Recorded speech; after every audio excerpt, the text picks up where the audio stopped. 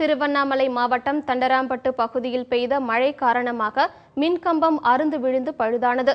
அதனை சரி செய்ய சென்ற மின் ஊழியர்கள் 2 பேர் மின்சாரம் தாக்கி உயிரிழந்தனர்.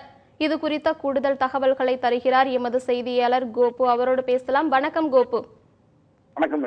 திருவண்ணாமலை மாவட்டத்தில் மின்சாரம் சரி செய்ய சென்ற ஊழியர்கள் 2 பேர் உயிரிழந்திருக்காங்க.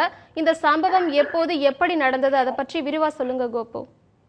திருவண்ணாமலை மாவட்டம் தண்டராம்பட்டு பகுதியில் நேற்று பலத்த காற்றுடன் பெய்த மழையின் காரணமாக தண்டராம்பட்டு பகுதியிலிருந்து தென்முடியினுள் செல்லக்கூடிய உயரழுத்த மின்கம்பி அருந்து விழுந்தது.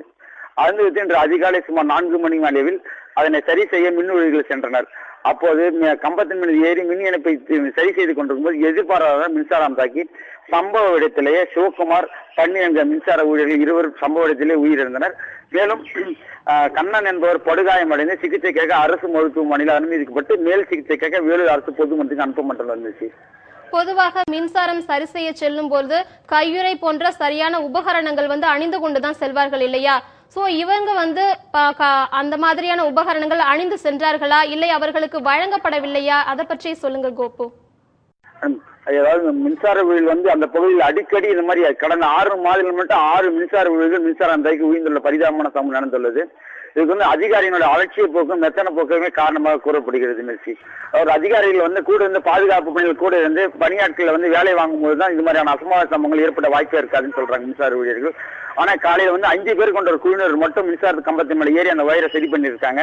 அப்போ திடீர்னு எதிர்பார்த்த மின்சாரம் தாக்கியதுனால மின் கம்பத்திலேயே ஒரு பரிதாபமாக உயிரிழந்தார். அந்த மின் உயரத்தை இணைக்க கையில் பிடித்துக் கொண்ட மின்சார ஊழியர் மீதும் மின்சாரம் தாக்கி சம்பவ இடத்திலே பலியானார். இது அதிகாரிகள் மெத்தர் போக்கவே காரணம் என்று மின்சார ஊழியர் செல்வி குற்றம் சாட்டப்படுகிறது. இப்போ உயிரிழந்த இந்த 2 பேரின் உடல்கள் அவர்களது உறவினர்களிடம் ஒப்படைக்கப்பட்டதா? இந்த உயிரிழந்த ஊழியர்களுக்கு அரசு சார்பில் ஏதேனும் நிவாரணம் வழங்கப்படுதா? அதை பற்றியும் சொல்லுங்க கோபு.